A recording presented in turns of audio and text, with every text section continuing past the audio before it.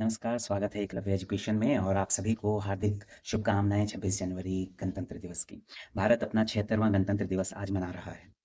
भारत के राजधानी नई दिल्ली में कर्तव्य पथ पर भारत की रिपब्लिक डे परेड का आयोजन किया जा रहा है, जिसके मुख्य अतिथि इंडोनेशिया के राष्ट्रपति प्रबोवो सुबियांतो थे। इस बार के गणतंत्र दिवस का थीम है golden India heritage and development, स्वर्णिम भारत, विरासत और विकास। लेकिन इस बार इंडोनेशिया के राष्ट्रपति हैं, तो उनके बारे में मैं आज बात करना चाहूँगा, इंडोनेशिया और भारत का क्या रणनीतिक साझेदारी रही है। यदि मैं कहूँ कि भारत और इंडोनेशिया का जन्म-जन्म का साथ है, तो इसमें कोई अतिशयोक्ति नहीं होगी। इंडोनेशिया डच उपनिवेश रहा है, डच यानी कि नीदरलैंड कंपनी। जब भारत में अंग्रेज अपना प्रचार-प्रसार कर रहे थे, तो डच यहाँ पर विद्यमान थे। यहाँ से डच को खदेड़ दिया गया, उस समय इंडोनेशिया में उनका वर्चस्व था। और तत्कालीन डच ईस्ट इंडीज़ के उपनिवेश के रूप में इंडोनेशिया जो है, नीदरलैंड यानी कि जिसे हम डच कहते हैं, उनका उपनिवेश रहा। न यद्यपि द्वितीय विश्व युद्ध के बाद 1945 में इंडोनेशिया ने खुद को अगस्त 1945 में स्वतंत्र घोषित कर दिया था, लेकिन डच इतनी आसानी से इंडोनेशिया को छोड़ने नहीं वाले थे, तो इस तरह उन्हें आज़ादी की लड़ाई लड़नी पड़ी और जिसमें भारत ने इंडोनेशिया का प्रत्यक्ष और परोक्ष रूप से भरपूर साथ दिया और यही कारण था कि 1949 में जाकर जब इंडोनेशिया को औपचारिक रूप से भी और संपूर्ण रूप से स्वतंत्रता मिली, तो इंडोनेशिया का प्रमुख भागीदार देश के रूप में सहयोग किया भारत ने विश्व और अंतर्राष्ट्रीय पटल पर। इंडोनेशिया की स्वतंत्रता 1949 में मिलने के बाद इंडोनेशिया के प्रथम राष्ट्रपति बने सुकार्नो और भारत के संविधान लागू होने के समय 26 जनवरी 1950 को भारत के राष्ट्रपति बने थे डॉक्टर राजेंद्र प्रसाद। तो यही वो कारण था कि 26 जनवरी 1950 को जब रिपब्लिक डे परेड आयोजित की गई नई दिल्ली के इरविन स्टेडियम में, जिसे आज major Dhyan Chand national hockey stadium कहा जाता है, तो उस समय इंडोनेशिया के राष्ट्रपति को भारत की रिपब्लिक डे परेड का मुख्य अतिथि बनाया गया। यही वजह थी कि भारत और इंडोनेशिया के संबंध आज तक प्रगाढ़ रहे हैं और अपवाद ये देखिए कि इंडोनेशिया एक मुस्लिम बहुल कंट्री है, भारत एक हिंदू बहुल कंट्री है। ये दोनों देश धार्मिक रूप से एक दूसरे के विपरीत होते हुए भी आज तक अपनी परंपरा, संस्कृति, अपने आर्थिक संबंध, राजनीतिक संबंध को निभाते आ रहे हैं।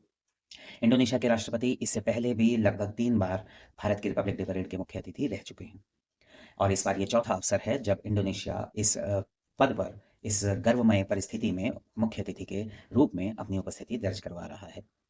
तो इंडोनेशिया और भारत का एक और संबंध है, वो है गुटनिरपेक्ष आंदोलन। जब भारत आज़ाद हुआ, उस समय पूरा विश्व 2 गुटों में बँटा हुआ था और उस समय की परिस्थितियों के अनुसार अमेरिका और सोवियत संघ, जिसे आज रशिया कहते हैं, वो दोनों नए स्वतंत्र देशों को अपने गुट में शामिल करने के लिए प्रेरित करते थे, दबाव डालते थे और उन्हें किसी न किसी तरह से अपने पीछे लगाने की मंशा रखते थे। लेकिन उस समय भारत के प्रधानमंत्री पंडित नेहरू, इंडोनेशिया के राष्ट्रपति सुकार्नो और मिस्र के राष्ट्रपति गमाल अब्दुल नासिर, कर्नल नासिर और यूगोस्लाविया के मार्शल टिटो, यूगोस्लाविया हालाँकि आज कई देशों में विभाजित हो चुका है।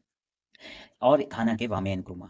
इन 5 नेताओं के नेतृत्व में, जिसमें प्रमुख नेतृत्व दिया था पंडित नेहरू और सुकार्नो ने, 1955 में इंडोनेशिया के ही बांडुंग में एशिया अफ्रीकी देशों का सम्मेलन हुआ, जिसमें ये धारणा बनी कि एशिया अफ्रीकी देशों को किसी भी गुट में जाने से अच्छा है कि अपने लिए एक ऐसी विचारधारा अपनानी चाहिए जो गुट निरपेक्ष हो। और इसी से जन्म होता है 1961 में पहले सम्मेलन के रूप में गुट निरपेक्ष आंदोलन का, जो आंदोलन का पहला सम्मेलन हुआ था यूगोस्लाविया, उस समय के यूगोस्लाविया की राजधानी बेलग्रेड में और आज वो बेलग्रेड सर्बिया की राजधानी है। तो वहाँ पर भी इंडोनेशिया और भारत के संबंध बड़े अच्छे रहे हैं। तो आज यही कारण है कि जब डोनाल्ड ट्रंप पूरी विश्व की अर्थव्यवस्था को अमेरिका के ऊपर केंद्रित रखकर अपने हितों को देखकर डिसीजन ले रहे हैं और भारत अपने हितों को देखकर डिसीजन लेता है, चाइना अपने हितों को देखकर डिसीजन लेता है, तो भारत और इंडोनेशिया अपने-अपने क्षेत्र में जहाँ पर अपना नेतृत्व करते हैं, इन दोनों को साथ लाना बहुत आवश्यक है और साथ रहकर चलना बड़ा आवश्यक है। यही वो कारण है कि 26 जनवरी 1950 के बाद आज भी 26 जनवरी 2025 में 75 वर्षों के बाद भी भारत और इंडोनेशिया एक साथ खड़े हैं, आर्थिक मोर्चे पर, रणनीतिक मोर्चे पर, राजनीतिक मोर्चे पर। अभी-अभी फिलीपींस को हमने ब्रह्मोस मिसाइल का हमने व्यापारिक समझौता किया है और उसके बाद इंडोनेशिया ने भी ये आकांक्षा जाहिर की है कि वो भी भारत से युद्ध सामग्री आयात करे, खरीदे और उसमें ब्रह्मोस का भी एक इम्पोर्टेंट सौदा होने वाला है, समझौता होने वाला है। तो इस तरह से भारत के लिए ये इस बार का 26 जनवरी 1950 किस तरह से रणनीतिक तौर पर महत्वपूर्ण है, ये आपके सामने लाने की मैंने छोटी-सी कोशिश की। आशा है आपको पसंद आए। इसी तरह की और जानकारी के लिए देखते रहिए Eklavya education. Thank you, keep motivating.